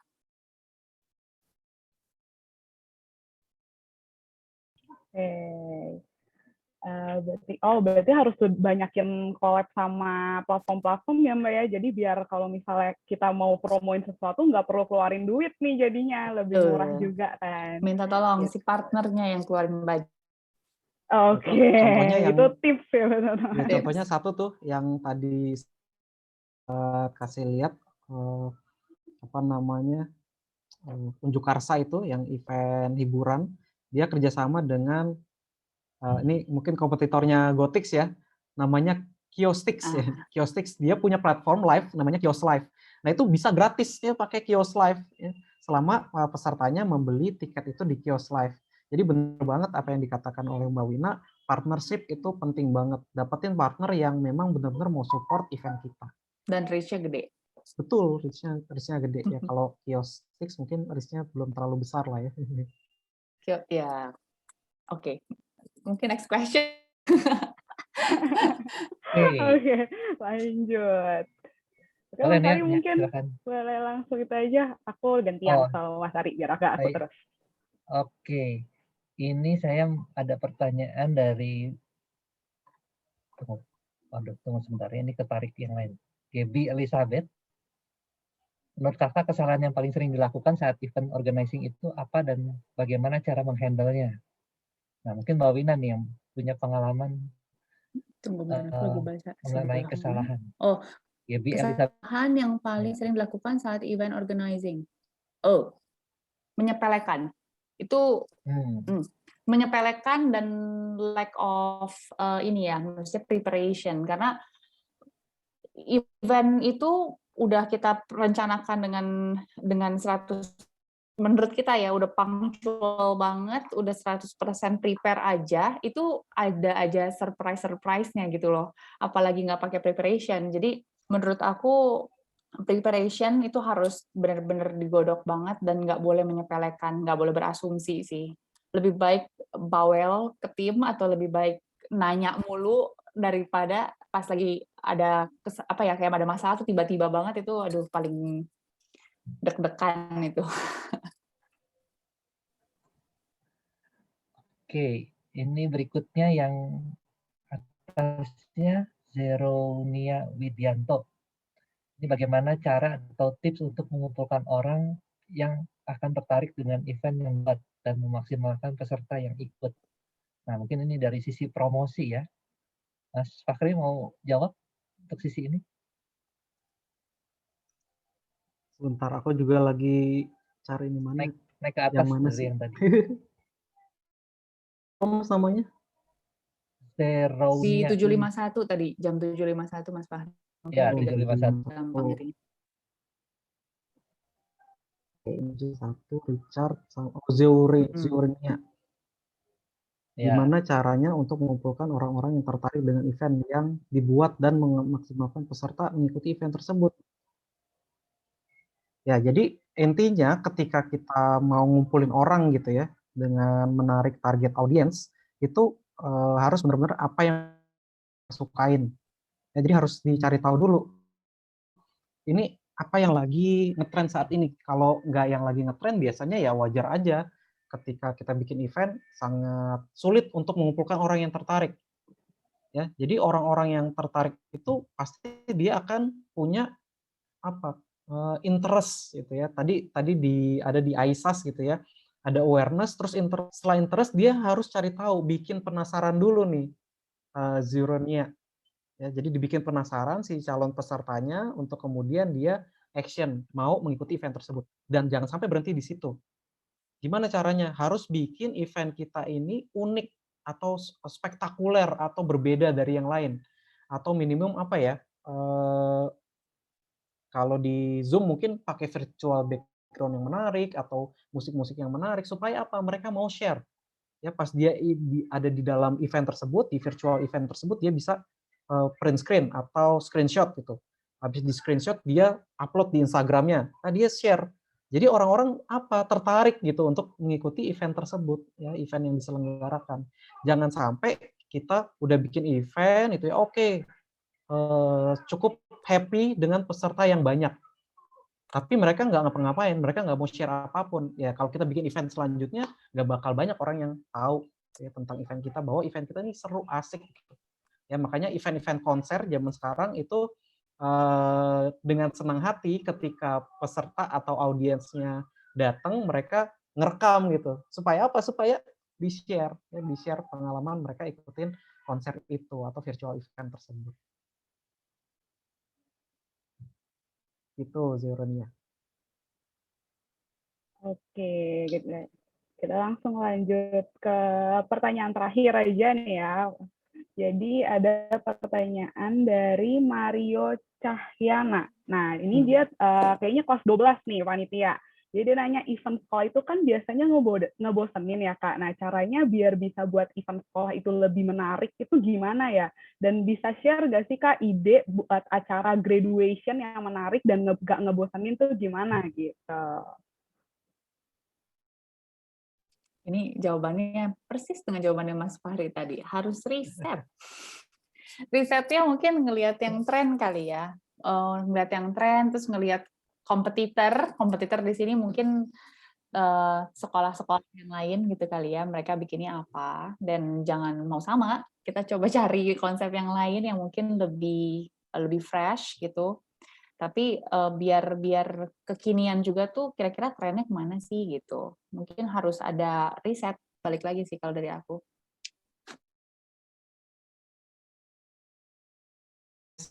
Faktor Yes. ya, apa sih yang bisa bikin peserta itu surprise, oh dia nggak menduga-duga ada hal ini ya, kayak misalnya ada wisuda salah satu universitas gitu ya di Jawa, saya lupa universitasnya apa, tapi rektornya dia asik banget tiba-tiba nyanyi pas wisuda, padahal wisuda itu kan harusnya acara yang sakral gitu, tapi rektornya nyanyi ya lagu-lagu kekinian yang kemudian sangat diapresiasi oleh para mahasiswanya. Nah, begitu juga mungkin kalau graduation sekolah gitu. Apa sih yang kalian pikir bisa jadi surprising factor yang nggak diduga-duga oleh teman-teman yang sedang graduation, tapi kemudian ini jadi fresh gitu ya. Jadi hal yang tidak bisa dilupakan. Oh, ini ternyata kepala sekolah gue pinter main drum gitu ya. Atau ternyata guru matematika gue nggak sekiller itu ya. Dia sayang banget sama anaknya ya, bisa dibikin storytelling lah. Storytelling itu juga penting nih ya. Ini salah satu tips lagi ketika menyelenggarakan event yang tidak membosankan adalah dengan storytelling. Ya, kalau mau cari tahu storytelling apa bisa googling tuh ya. Itu panjang lah ya penjelasan konseptualnya. Gitu Mario. Oke, jadi harus ada unsur ngagetinnya ya, Pak ya. Kalau semua orang tahu dari awal malah nggak seru jadinya. Iya, bener banget. Oke, Apalagi momen sekali seumur hidup tuh ya. Benar banget. Terus apalagi kayak abis graduation kan biasanya pisah ya Pak ya, jadi nggak ketemu lagi sama teman-teman yang lain, Pasti jadi harus diingat. berkesan kayak gitu. Oke, kita udah selesai, kita udah masuk ending dari sesi Q&A. Terima kasih Pak Fakhri, terima kasih Mbak Wina udah Terima sharing-sharing sama kita kasih. semua di sini. Nah, habis ini kita bakal foto dulu nih sama pembicara kita. Jadi buat teman-teman yang ada di sini boleh langsung on cam dan langsung dipimpin oleh Rain. Silakan Rain. Oke, thank you nih ya buat waktu yang diberikan. Oke, teman-teman semua yang ada di sini, menjelang akhir acara ini kita bakal masuk ke sesi foto-foto. Jadi untuk kalian semua yang ada di sini, aku minta waktunya 1 menit aja untuk menyalakan webcam kalian semua untuk menjadi dokumentasi untuk kita. Yuk, kita tunggu yuk. Buat semuanya nyalain webcam sebentar aja. Wih, udah langsung nyala semua loh. Mantap, Wah, mantap. ternyata Nih ramai ya. calon Wah, anak ramai event juga ya. nih. Kalau dia nyalain webcam beda ya. Masih Langsung seger-seger udah- walaupun langsung udah seger-seger langsung. 8:30. 8:30 masih ya nonton banyak. Ayo, patch 2 masih sepi, belum nyala webcamnya. Tuh, sayang ya masih seru tapi sayang udah habis tuh. Nanti Iya, coba banyak webcamnya diskusi nyala lagi dari nih. awal ya Pak.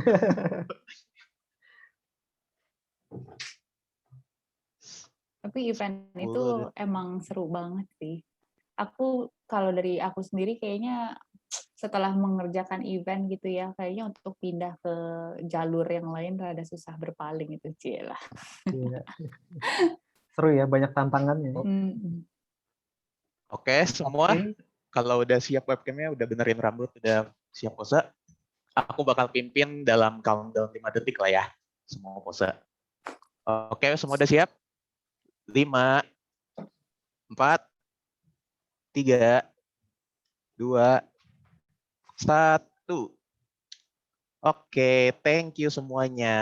Terima kasih. Terima Aku kasih. kembaliin waktunya ke Nia. Thank you. Oke, thank you Rain, udah foto kita semua. Yes, Itu pastiin sama-sama. muka kita bagus semua ya Rain ya. Kalau jelek Tenang lah, pasti lah. parah nih ya. Kalau ada yang itu nanti aku edit sendiri. Oke lah, ini sesinya masih belum berakhir banget nih buat tadi yang sedih banget udah berakhir. Masih belum berakhir teman-teman. Jadi habis ini kita bakal main kuis lagi. Siapin HP langsung aja Mas Ari. Oke. Mungkin sebelum kuis, Mbak Wina bisa memilih ya untuk 5 pemenang yang akan mendapatkan voucher Gothic ya untuk tadi penanya-penanya yang terbaik. Iya benar. Oke, Jadi buat sambil kalian yang Mbak tadi Wina udah nanya pilih, bisa banget dapat teman-teman voucher bisa- Gothic. Ini harus dipilih sekarang atau bisa habis sesi? Oh boleh, habis sesi nanti berarti kita chat ya Ah, yang pemenangnya. Oke, pertanyaan pertama. Banget. Belum loh, padahal belum. Yes. Oke, sudah. Saya stop. Siapa yang pertama itu?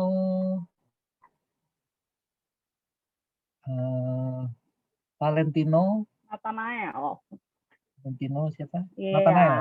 Oh, Oke. selamat Valentino. Sip, Nanti sip. kita bakal tim Betul, kita akan jawabannya. kasih kalian hadiahnya. Oke, pertanyaan berikutnya. Nah, ini 2 kata dalam bahasa Inggris. Oke.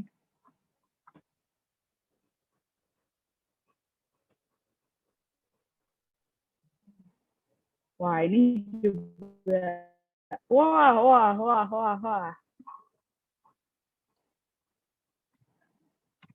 Oke. Saya sudah stop. Ya, pemenangnya Clarissa Beatrice ya. Jawabannya betul, live concert. Oke. Nah, mungkin teman-teman yang sudah dapat tadi, next-nya mungkin bisa nggak usah ikut dulu, biar teman-teman yang lain masih punya kesempatan untuk bisa dapat. Ya. Biar teman-teman yang lain bisa dapat. Oke. Masih ada nih soalnya. Nah, ini 2 kata dalam bahasa Inggris. Tadi juga sempat dibilang. Kira-kira apa ya?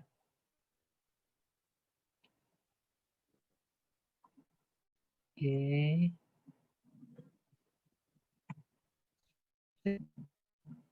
Oke. Yang pertama adalah Martinus Bertrand. Ya, oke, Iya, selamat untuk congrats Martinus. Martinus. Jawabannya brand image, betul. Oke, next lagi. Nah, pertanyaannya sama, 2 kata dalam bahasa Inggris. Oke, wah pinter-pinter nih ya, cepat-cepat jawabnya. Oke, pemenangnya adalah Sera Amelia. Sera Oke, Amelia. selamat ya Sera ya. Selamat Sera. Oke, satu lagi. Ya, ini Satu satu kata tapi terakhir, dalam boleh langsung ya dijawab. satu kata dalam bahasa Inggris. Apa ya?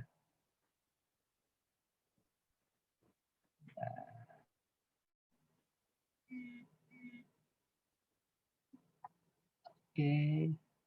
Itu efisien pakai F, bukan FP. Hah? Oh iya. Iya, berarti bukan efisien nih jawabannya. Oke, saya tutup dulu. Oke, Oke, jawabannya coba langsung. insentif. Jawaban Ya, betul ini insentif. Patricia Natalia ya. Natalia. Yeay, Oke, congrats. congrats. Sip, sudah ya? Sudah semua ya? Udah Oh, Mas satu Ari. lagi, satu lagi. Oh, udah Oh, semua. masih ada? Oke. Masih satu lagi. Oke, Inggris. Karena ini saya pun tadi agak susah juga sih ini. Bahkan saya aja ngeliat ini saya belum tentu bisa jawab nih Mas Ari. Susah banget nih, Bingung random ya? banget Iya. katanya. Tadi Oke, Mas ini bahkan Fakri saya- nih yang sempat bahas ini. Oke. Saya yang bikin aja. Wow. Tadi dalam Terlalu presentasinya ini sempat random ya di dibilang Isaac ini. ya. Tapi berhasil tuh ada yang bisa jawab, hebat. Oke, ya. Saya stop dulu. Oke, jawabannya adalah ya, ini semua yang betul ya. intangibility. Ini yang paling betul Intangibility, benar. ketikannya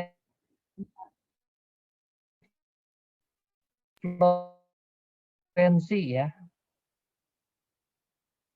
Ya, Si- selamat Oke, sore. sudah. Sudah semuanya? Oke, Silakan, ya. udah habis ya. Oke, ini kita udah sampai di di akhir sesi ini teman-teman. Sedih banget harus pisah lagi soal kalian semua, tapi jangan khawatir, kita akan ada asik-asik lain nih teman-teman. Jadi buat tipsnya yang lain itu ada teman-teman. Jadi kalian boleh langsung follow kita di @vokasi multimedia Nusantara. Nah, nanti ada info-info asik yang lain itu ada di situ semua. Seperti itu. Nah, cara ini aku mau sekali lagi ngucapin terima kasih buat Pak Fakri, buat Mbak Wina yang udah sharing ke kita semua. Terima kasih. Kita semua dapat banyak insight gitu ya, banyak pengetahuan baru juga. Nah, buat teman-teman mungkin yang tadi pertanyaan yang nggak sempat kejawab, atau mungkin ada pertanyaan yang, baru kepikiran nih nanti, nah itu boleh langsung ditanyain ke grup aja teman-teman. Kita punya grupnya kan di WhatsApp, itu kalau mau ditanyain ke situ juga boleh, kayak gitu. Tanya ke Instagram. Oke, Mas Arya, ada yang mau disampaikan lagi? Ya, kalau mau tanya lebih lanjut Instagram, email, silakan ditanyakan. Atau WhatsApp juga mungkin yang punya, itu silakan lanjutkan pertanyaannya, mau tahu lebih jauh. Ya, kita Boleh juga ada grup banget. WA ya yang sudah gitu. dibuat. Jadi nanti kalau ada pertanyaan boleh ditanya di grup WA, nanti kita tanya ke Mbak Wina dan Mas Fakri ya untuk bantu jawab juga. Boleh, dengan senang hati. Terima kasih Mas Ari. Ini rasanya aku jadi pengen kuliah lagi deh.